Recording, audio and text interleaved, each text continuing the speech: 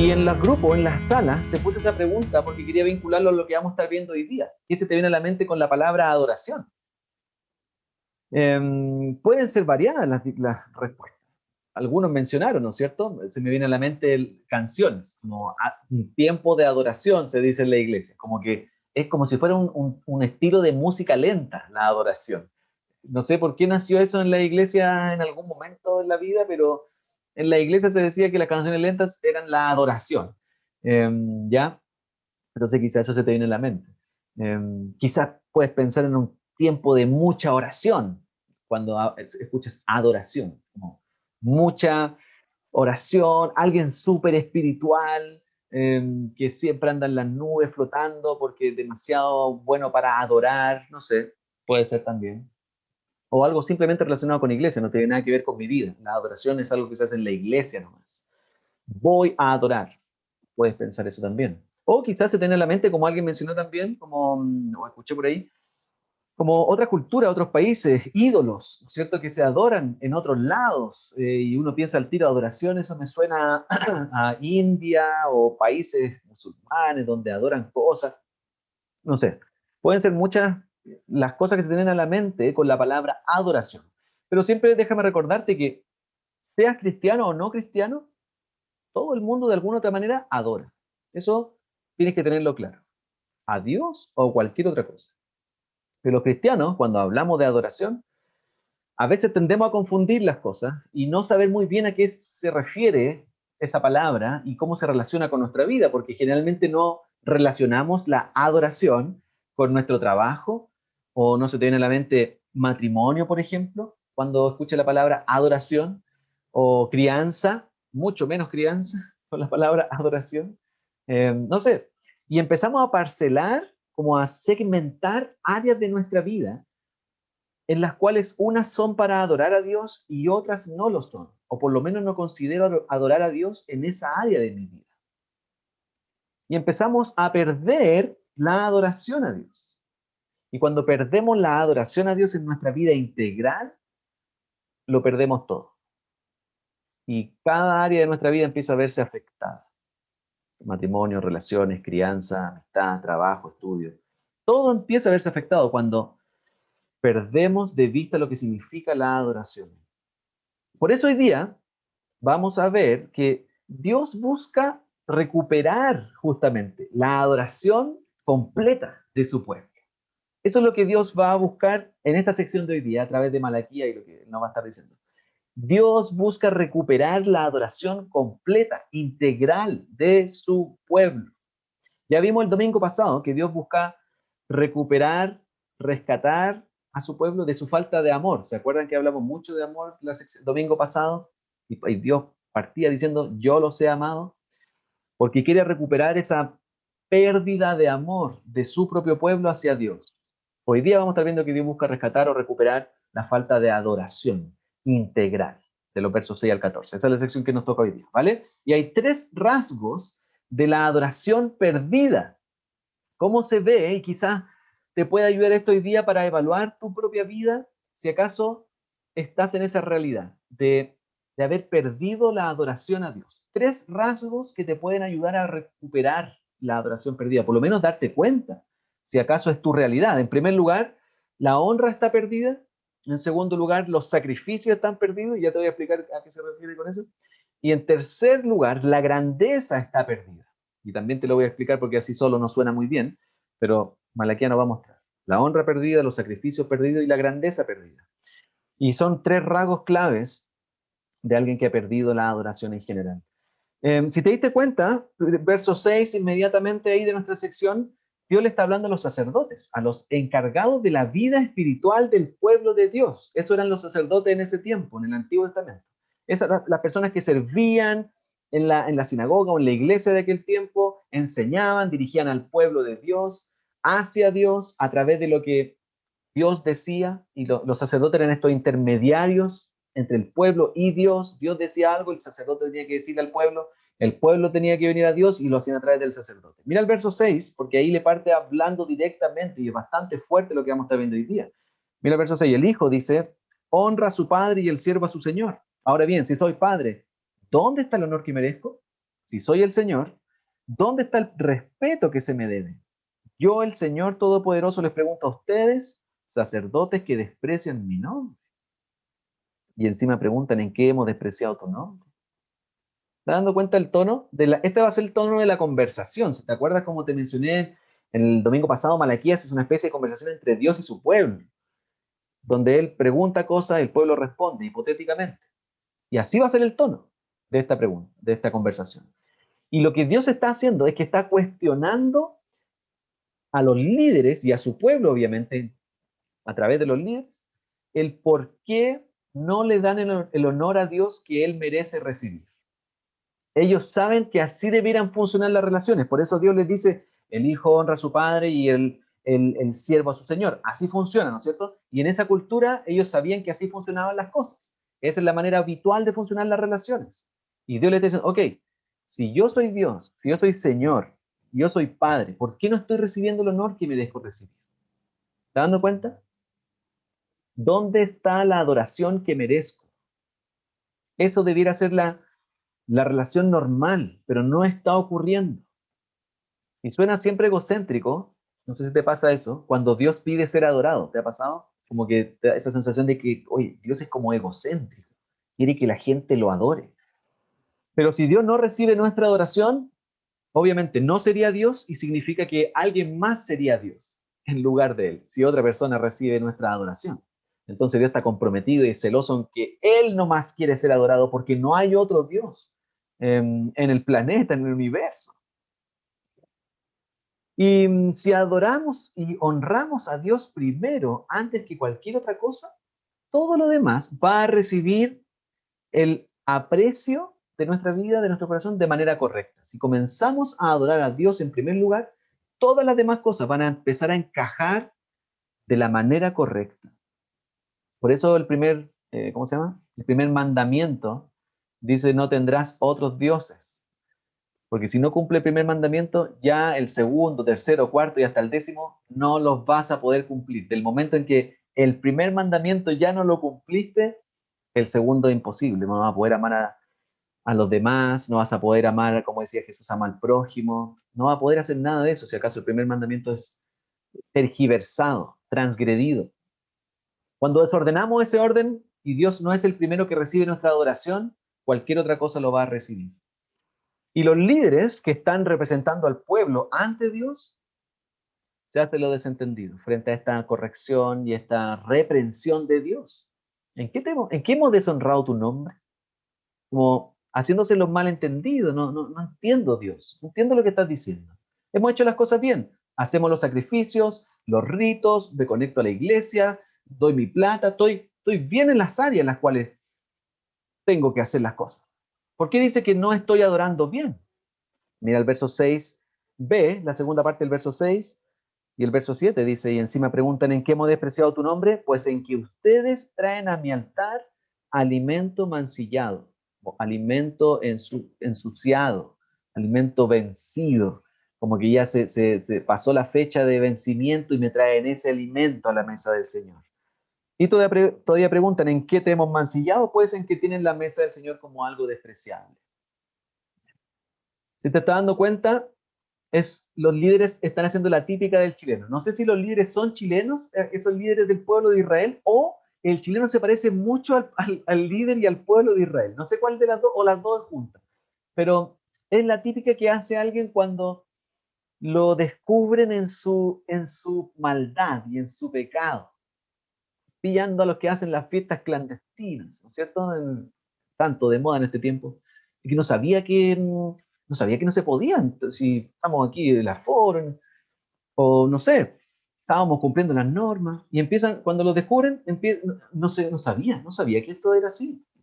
La típica del chileno cuando lo pillan en su pecado. Igual que los cristianos también, ¿sí o no? Cuando nos dicen que estamos pecando, que no hacemos las cosas bien, que cuando alguien se da cuenta que quizá nuestra adoración a Dios no es completamente íntegra y hay áreas de nuestra vida que se están evidenciando eso y nos dicen y nos confrontan, inmediatamente tratamos de encubrirlo, de tirar la basura debajo de la alfombra para que no se vea eso. Los sacerdotes están haciendo lo mismo.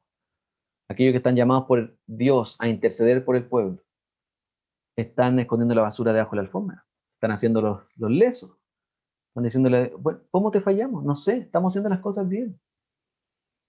Te das cuenta, estos líderes finalmente fallaron en la honra y la adoración a Dios, que Dios merecía. Por eso decía que se perdió la honra.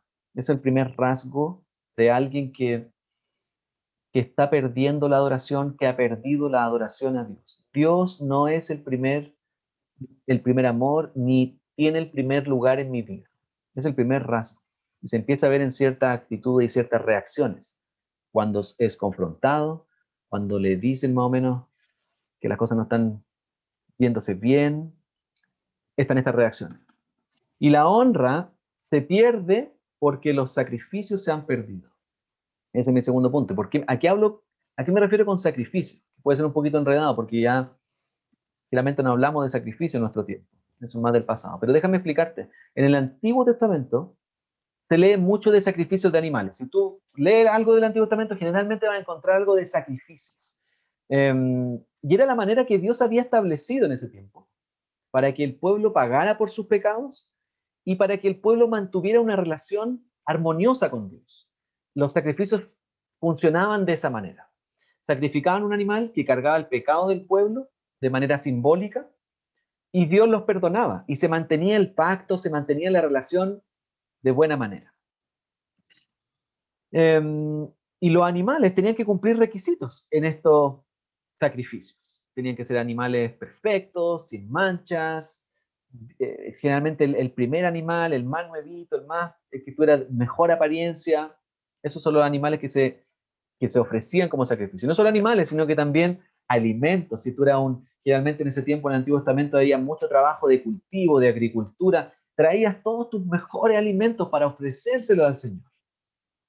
Por lo tanto, la idea era ofrecer a Dios lo mejor que tú tuvieras, el mejor animal, el mejor cereal o las mejores frutas de tu cosecha. La calidad de la ofrenda revelaba la calidad de la adoración a Dios. Eso es lo que estamos diciendo. Y el pueblo estaba ofreciendo sacrificios, estaba sirviendo al Señor, estaban en el templo estaba abierto, no como ahora que la iglesia está cerrada. En ese tiempo, la iglesia estaban abiertas, y cumplían con los mandamientos establecidos, iban a la iglesia, pero con la motivación del corazón equivocada. Le habían bajado el estándar a la adoración. Y es el grave problema, y es el segundo rasgo. De alguien que quizás está perdiendo la adoración. Le empieza a bajar el estándar a la adoración a Dios. Mira el verso 8. Ustedes traen animales ciegos para el sacrificio. Todo lo opuesto que tenían que hacer de llevar lo mejor para el Señor.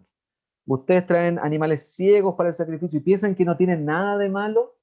Sacrifican animales cojos o enfermos y piensan que no tienen nada de malo. ¿Por qué no tratan de ofrecérselo a su gobernante? ¿Creen que estaría él contento con ustedes? ¿Se ganarían su favor?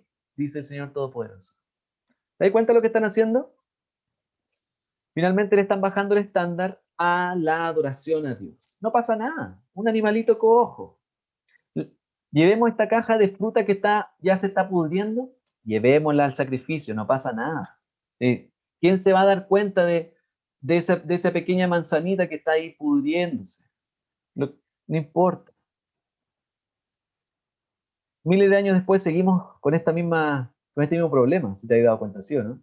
Empezamos a bajar el estándar a la adoración a Dios, a una vida integral centrada en Cristo. Una mentirita, no pasa nada. ¿Sí? Total, nadie se va a dar cuenta. Nadie me va a andar fiscalizando, ¿cierto? Porque no omití algo. Nadie me va a fiscalizar, no van a llegar al ministerio aquí a darse cuenta de eso.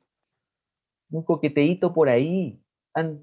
Oye, va a quedar ahí nomás, no pasa nada en la oficina, con el compañero. Sí, no le hace mal a nadie. No pasa nada si probamos antes, un poquito, antes de casarnos. Oye, después ya, antes de casarnos, no importa, por mientras no. O durante la pandemia nos hemos dado cuenta de muchas de estas actitudes, ¿no es cierto? Con tanta restricción sentimos que nos están acogotando con las restricciones nadie nos va a fiscalizar, ¿no es cierto? Entonces empezamos como a, ya, como, ¿de qué manera trato de evadir las cosas para no sentirme de esa manera, como restringido?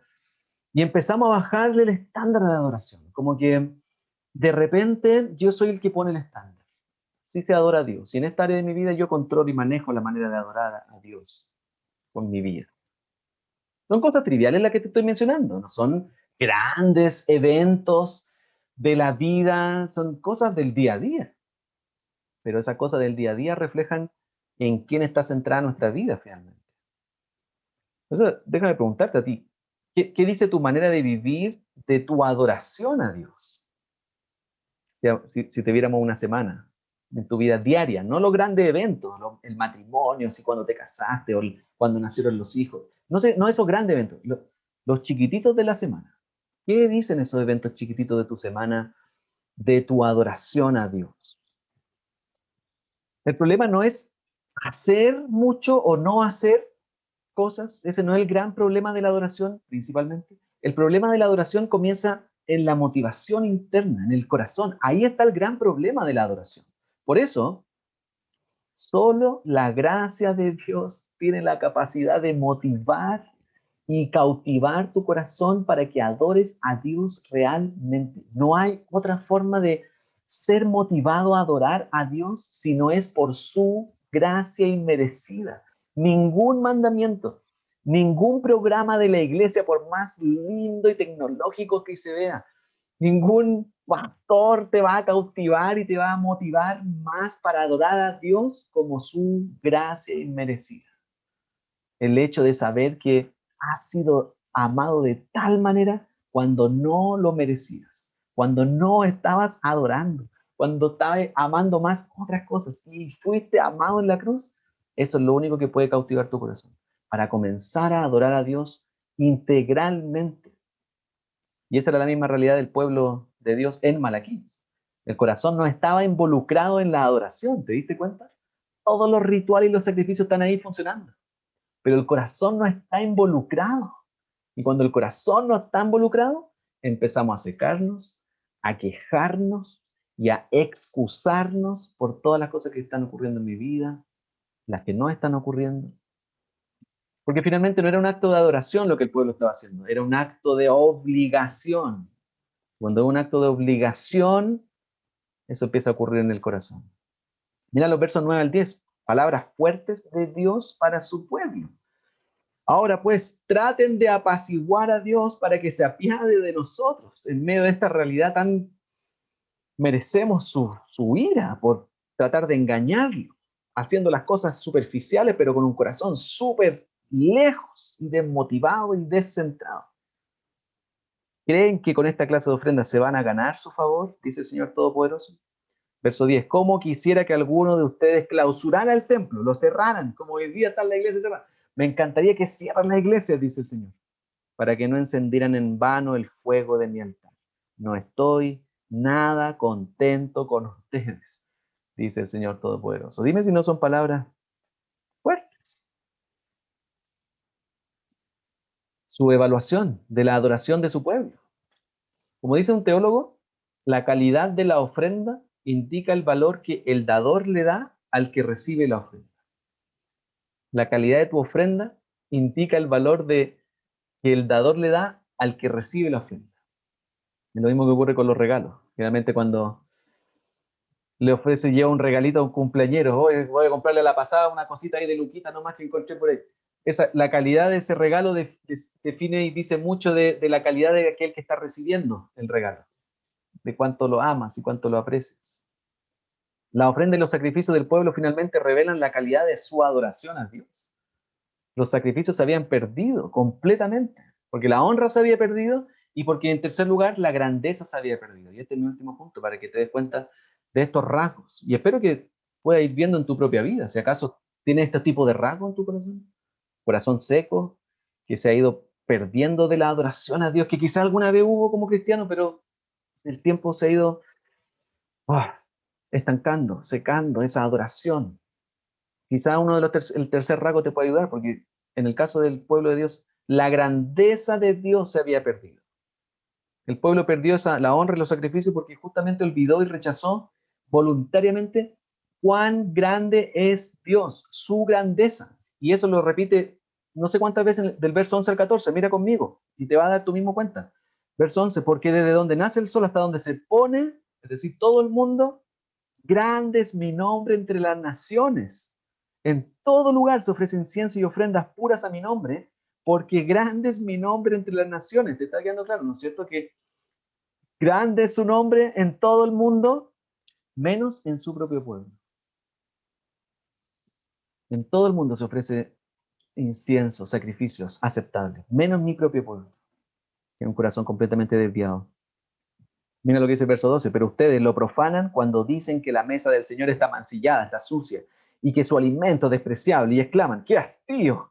Y me tratan con desdén, dice el Señor Todopoderoso. ¿Y creen que voy a aceptar de sus manos los animales lesionados, cojos o enfermos que ustedes me traen como sacrificio? Dice el Señor.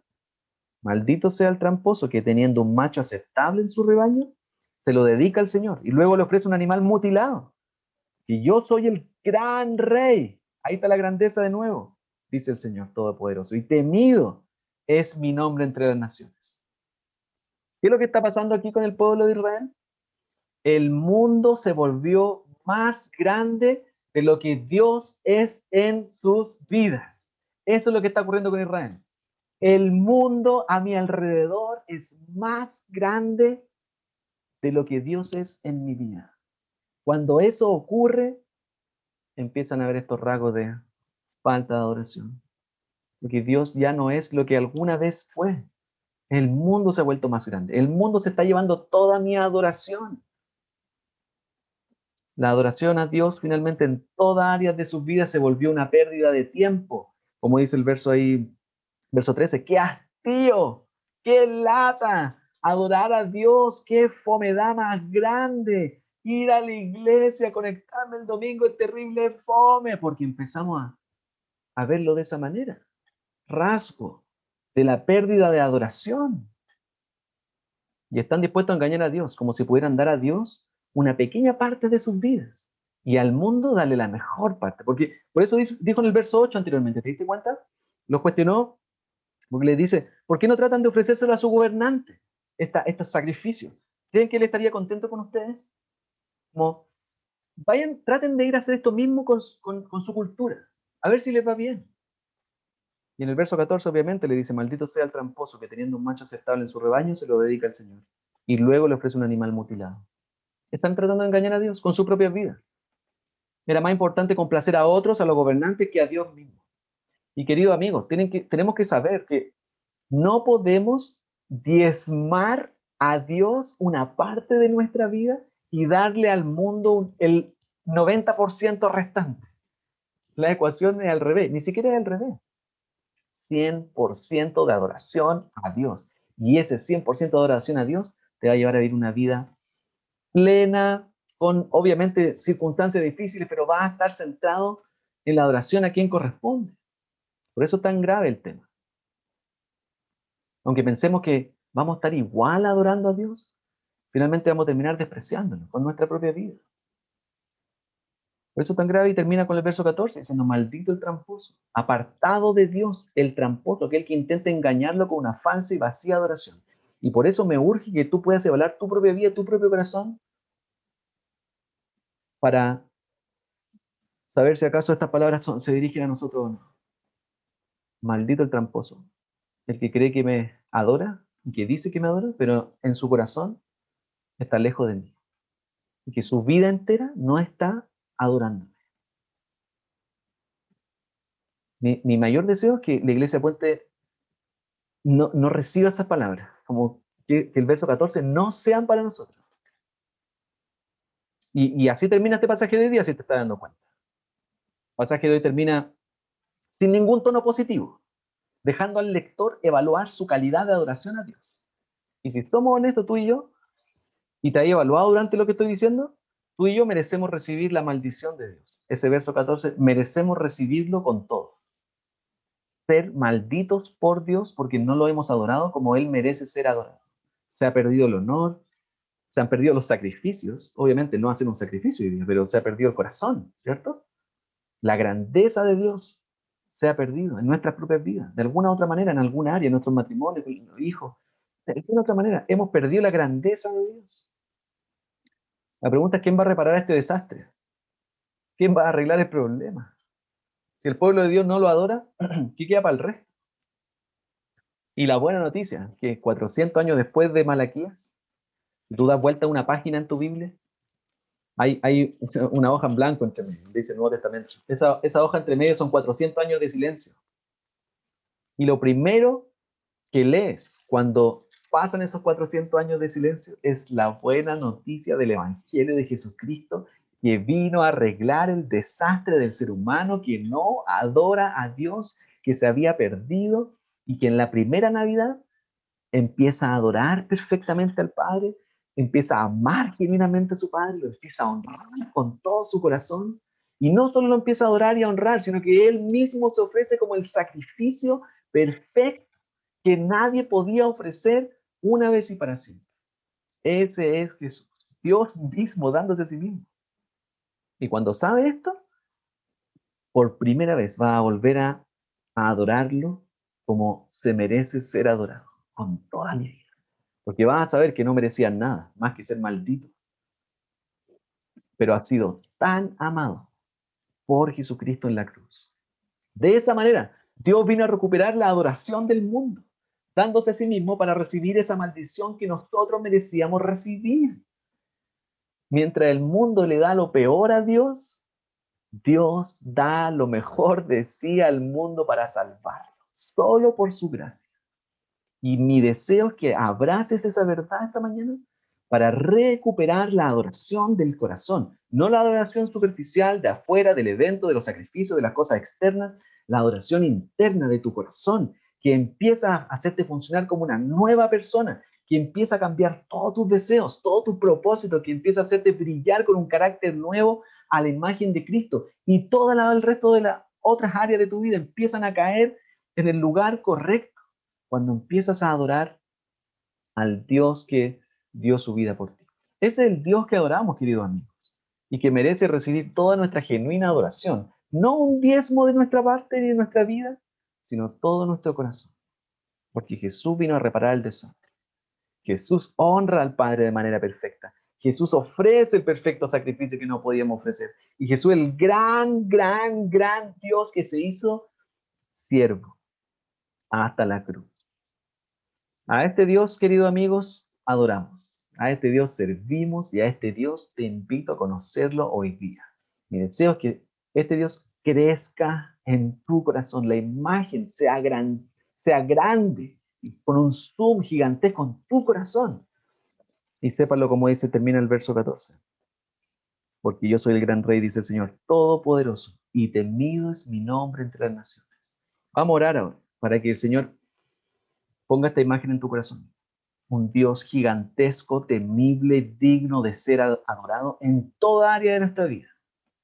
Y obviamente para darle gracias por su sacrificio por nosotros. ¿Qué te parece si oramos al Señor? Y quizás, no sé, voy a orar por aquellos que tal vez están con ese corazón frío, seco, que está quizás perdiendo la adoración en tu corazón.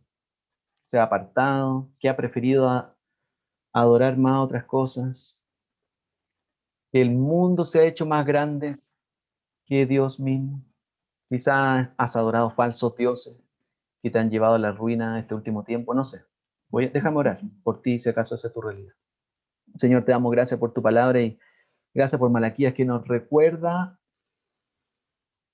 lo que tú has hecho por nosotros en primer lugar, cuando merecíamos recibir toda tu maldición y tu ira, hemos recibido toda tu gracia y tu amor derramada en la cruz. Que esta mañana podamos volver a abrazar ese lugar, todos aquellos que estamos con un corazón seco, desanimado, eh, alejado, y quizá hemos mostrado y aparentado que te adoramos, pero en las áreas de nuestra vida que nadie sabe, no nos hemos rendido en adoración a ti. Perdónanos por tratar de engañarte, de ser tramposos contigo, de creer que te vamos a poder engañar y no vas a saber lo que estamos tramando en nuestro corazón. Perdónanos por esa actitud, Señor.